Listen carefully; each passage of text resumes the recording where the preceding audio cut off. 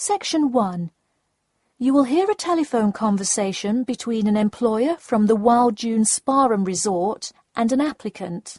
First, you have some time to look at questions 1 to 5.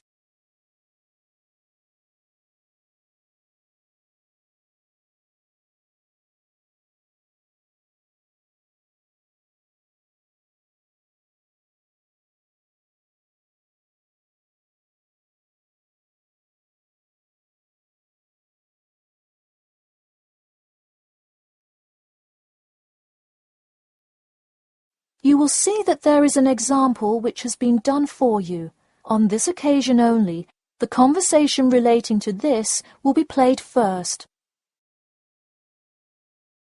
Hello, is this John Murphy? Hi, yes it is. Hi John, this is Ed Heisenberg from the Wild Dune Spa and Resort, calling about your application for our lifeguard position. Do you have a few minutes to talk? Yes, absolutely. The employer says that he is calling about the application for their lifeguard position. So, lifeguard has been written in the space. Now we shall begin. You should answer the questions as you listen, because you will not hear the recording a second time. Listen carefully and answer questions 1 to 5. Hello, is this John Murphy? Hi, yes it is. Hi John, this is Ed Heisenberg from the Wild Dune Spa and Resort, calling about your application for our lifeguard position. Do you have a few minutes to talk? Yes, absolutely. Great, could you give me your address? Sure. My address is 45 Elsinore Court. I'm sorry, was that Eleanor? Could you spell that for me? Sure, it's Elsinore. E-L-S-I-N-O-R-E. Okay, thanks. And is this the number we should reach you at in the future? 099885767? No, that's my home phone. But let me give you my mobile number instead. 077 896 245. Call me on that one. Okay, I'll make a note of that. Could you tell me your availability? Sure, I'm usually available during afternoons or weekends. I'd prefer not to be scheduled on weeknights because I work part-time as a waiter.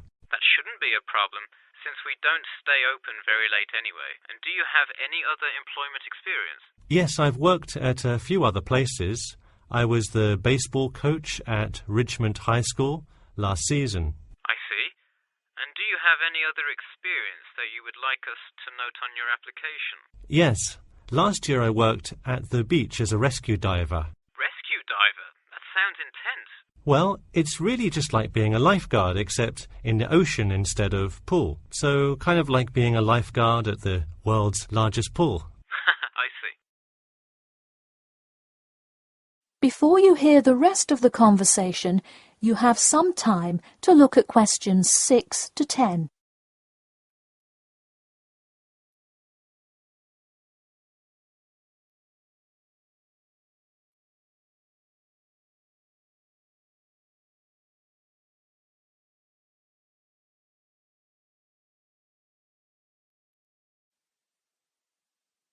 Now listen and answer questions 6 to 10.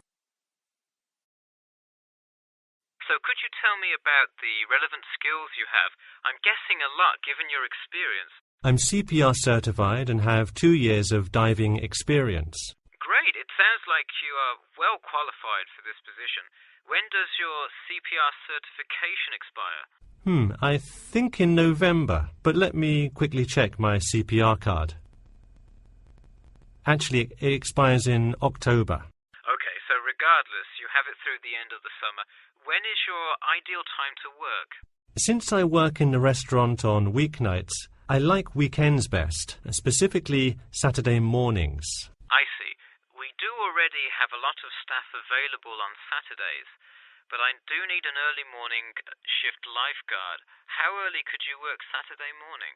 I can get there by 6 o'clock if need be. You'll be happy to know we open a little later than that, but I'll put you down for Saturday mornings here. Oh, awesome. I can't wait to get started. How about you come in next Saturday, the 12th? That sounds good. Great. We can figure out other shifts for you you to work when you come in then. One last thing, just out of curiosity, where did you hear about us? I heard your ad on the radio while I was driving this morning. You know, I think you're the first person who has responded to our radio ads. It's almost always people who have seen us in the newspaper. Yeah, I don't have time to read through the newspaper every morning. I've plenty of time in the car to listen to radio ads. That makes sense. Well, thanks for your time, and we'll look forward to seeing you on the 12th. That is the end of section 1. You now have half a minute to check your answers.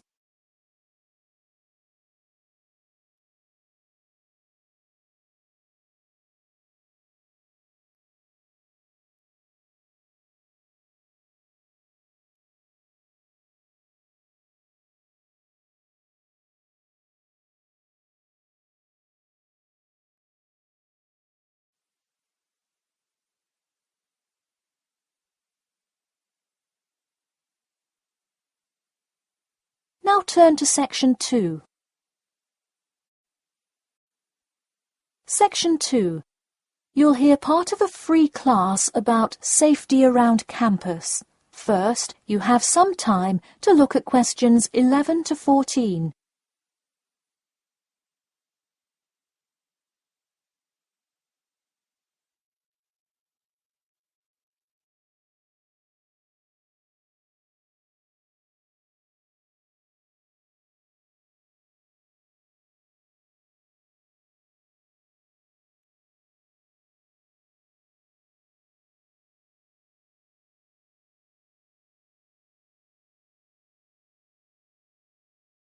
Now, listen carefully and answer questions 11 to 14.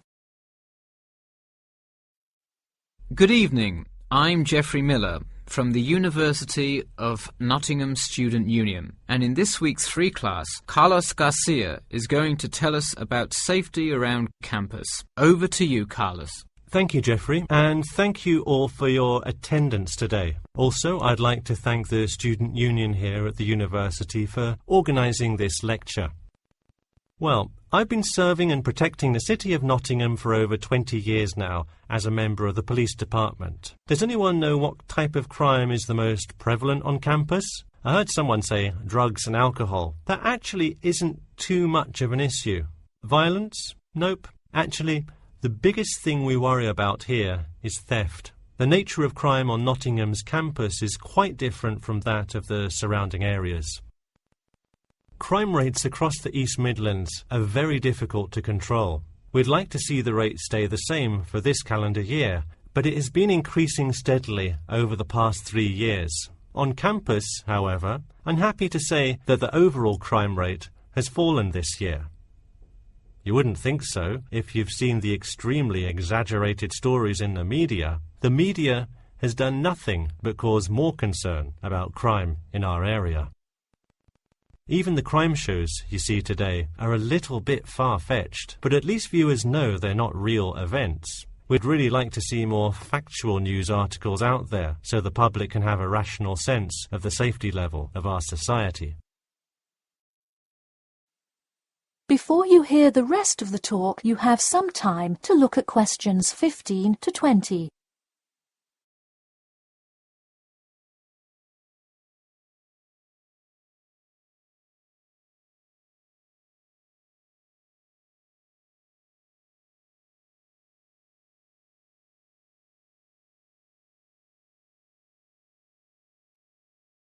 Now listen and answer questions 15 to 20. Okay, let's move on to what to do when you see a crime. Do not get involved if at all possible, and do not draw too much attention to yourself by running away in a conspicuous manner. Though most likely, and hopefully, you will not have to experience this situation, if you are being mugged, please do not try to resist. Instead, be compliant and seek help after the incident. Like I said, though, it is highly unlikely that you will find yourself amidst a crime, but it is important to be prepared should it ever happen. We find that educating students and staff on the correct precautions to take is the best way to increase your safety. Just remember to be smart when you're out late at night and avoid any area or person that looks suspicious. I know it sounds obvious, but I cannot stress this enough. It's also not a bad idea to have your mobile phone with you at all times, but be careful. If you're chatting on your smartphone on your way home, you're a prime target for thieves. I'd like to see a show of hands. How many people have left work or the library after 10 p.m. to go home before? A lot of you, right? If you do have to go home late at night, please don't walk home alone. More often than not, there's someone there that will be walking the same direction as you at some point. Walk home with a friend or co-worker. Even if you must use your phone to call someone that's nearby to walk with you, it's always safer to walk home with someone. So when you're walking home, you may feel more comfortable with some sort of self-defense, such as pepper spray. Now, it's your call whether you want to carry something like this or not. However, I absolutely advise against carrying a knife or any other offensive weapon. All too often, they can be used against you if you're disarmed, putting yourself in more danger.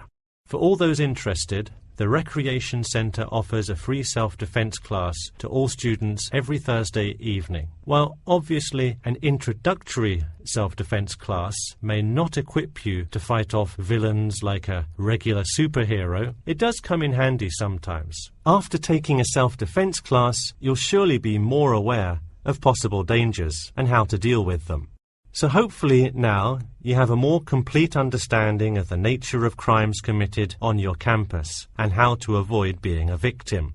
I know most students at the University of Nottingham are not the criminal types, but remember that there is no barrier like a wall or something keeping non-students out. There's no army force securing the borders, and I doubt anyone wants it that way. The campus is generally a safe place, but it's not immune to small crimes once in a while. All right, that's all I have to say for today. Stay safe. That is the end of section 2. You now have half a minute to check your answers.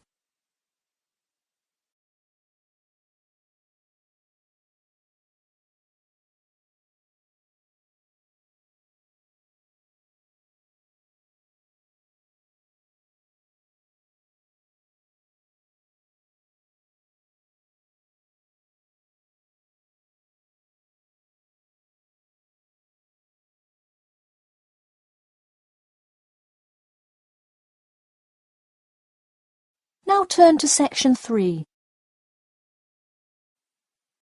Section 3. You will hear a student called Bobby talking to his tutor about the research project. First, you have some time to look at questions 21 to 23.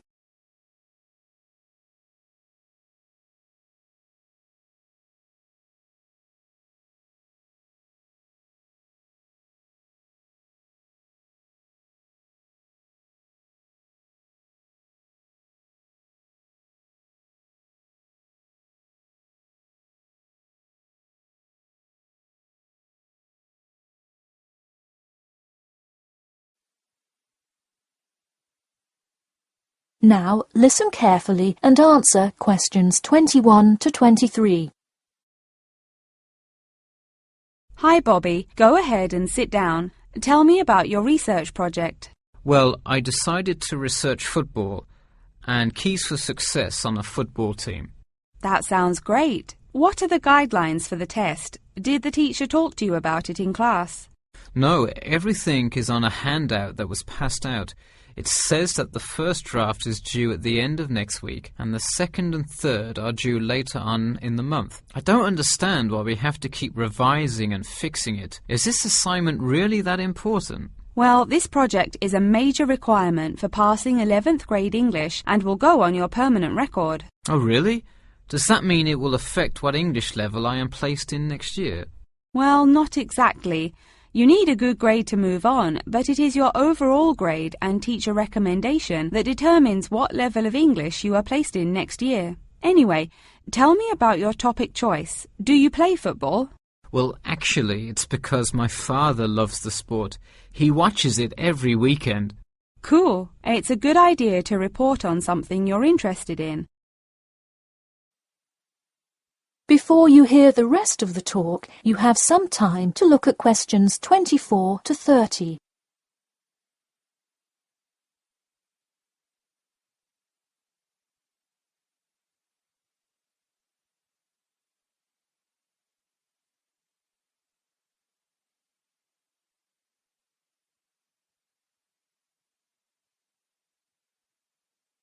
Now, listen carefully and answer questions 24 to 30. I see you worked hard calling players and the head coach to talk, so let's see what information you got. Well, you have to listen carefully to the first call on the recording. It's really hard to hear because the background noise is louder than the person's voice. Yes, it is a bit tough to discern. I'm afraid the player's answer is too short as well. You will have to interview him again and try to get him to give a better answer. Okay, I thought that might happen. I will call him again tomorrow. Moving on, let's look back at this question. You asked, tell me about a time when you learned a major life lesson through playing football and explain how that has shaped the person and player you have become now and how you hope to pass on that lesson. It is a great idea for a question, but in an oral interview it is far too complex. I would advise you to break it up into multiple parts to get a better response. I guess you're right. I wouldn't want to have to provide an answer to a question like that. I will simplify it. I found that when I asked players this question, it took too much time because they were struggling to answer the question completely. In fact, this is the question Joe Billings was answering when the tape ran out. He did tend to ramble on all the questions, didn't he? He sure did. I would recommend that when you go back and interview players again, that you use a more sophisticated recording device. This recording is spotty, which indicates that the equipment wasn't working consistently. Okay, I guess it probably wasn't the best idea to use the sound recorder on my phone. Hey, could you give me some feedback on the content of the report itself? Sure. Let's start by focusing on your topic. While I like that you chose to cover football, it seems inexplicit. The keys for success of a player and team is quite an interesting topic, but what is your thesis? That is to say, what conclusions can you draw from your research? I would suggest coming up with a strong thesis statement and then shaping your report based on that. Is it really too vague? I put a whole lot of facts into it. I list the top 10 goal scorers in football history and later on provide statistics for a few of the most famous coaches and their records as coaches. I think that's great that you included these facts, but I think you focus too much on the facts and not enough on connecting these facts to make your point. Ah, I see. Okay. So it looks like I have quite a bit of work to do before the deadline. That is the end of section 3. You now have half a minute to check your answers.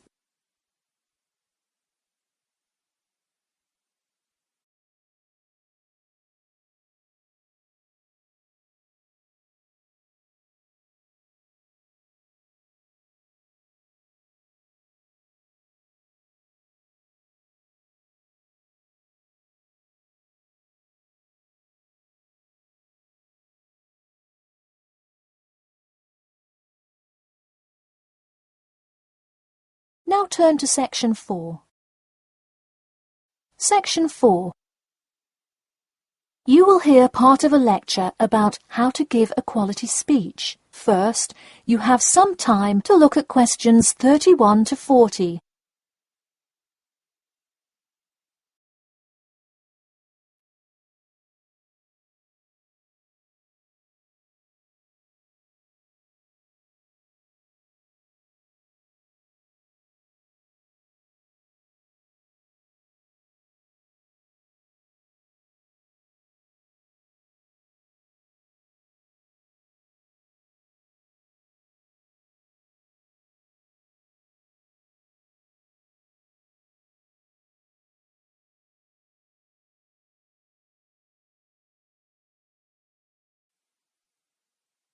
Now listen carefully and answer questions 31 to 40. Good morning. Today I am going to cover the daunting task of giving a quality speech, a thought that makes most of us cringe.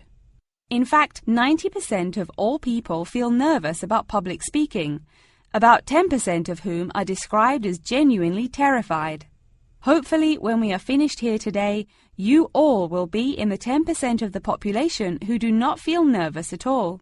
Did you know that lecturers tend to get more nervous if the speech they are giving is an important one? It makes sense, right? You probably wouldn't be nearly as nervous to address your residence hall about the proper use of the recycle and compost bins as you might be if you were asked to give the graduation speech to your entire 5,000 student class. So what is it that makes some people completely comfortable in front of crowds? Some people think that the ability to give a good speech is a gift that others are simply born with. This is almost never the case. Public speaking can be learned with practice. The first most important thing you can do to improve your confidence in delivering a speech is to prepare a quality speech. Honestly, while the content of your speech is relatively important, the audience will really only remember the last sentence you say. It is a good idea to structure the rest of your speech to lead up to this last point to really drive your message home. This is a good way to ensure that your speech is well organized.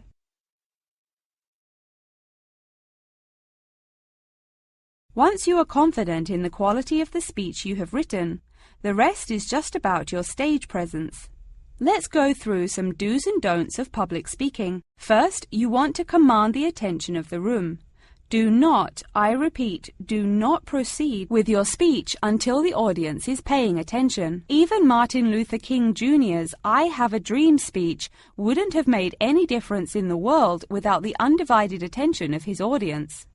To continue with the I Have a Dream example, one of the reasons that MLK was such an effective orator was his ability to speak with passion and engage with his audience. That sort of charisma does not come from reading straight from paper. Don't get me wrong, it is a good idea to write your main ideas down on a note card, sheet of paper or something. But one factor that will consistently lead to a boring, forgettable speech is writing down your entire speech. Do not write your full speech down. If you are constantly reading your paper, you are not making eye contact with your audience, and thus failing to really express the feeling that goes with your ideas. I advise you write 1 or 2 ideas, so if you suddenly draw a blank, you have something to jog your memory. If you've written a good speech that you believe in, those ideas should be sufficient to keep you on track. Once you have those ideas written down, give your speech a few practice runs in front of the mirror, into your sound recorder on your phone, or with a friend before it comes time to address a crowd. That way, you can hear how the ideas come across, make sure there are no abrupt transitions, and find out whether you are talking too fast or too slow. Timing is important. Make sure you time yourself beforehand to see how long your speech is. That is pretty much it. With practice, you'll be able to deliver an expert speech that engages and even maybe inspires your audience. Just remember, speak with emotion. No one wants to listen to someone reading from a script.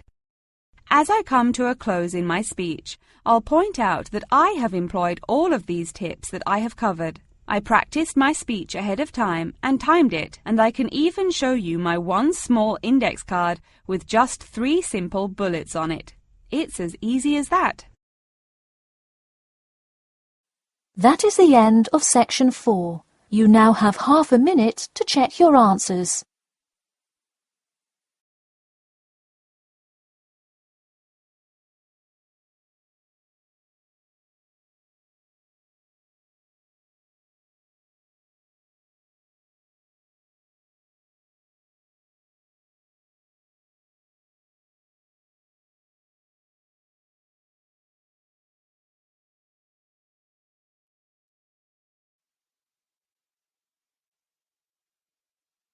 That is the end of the listening test.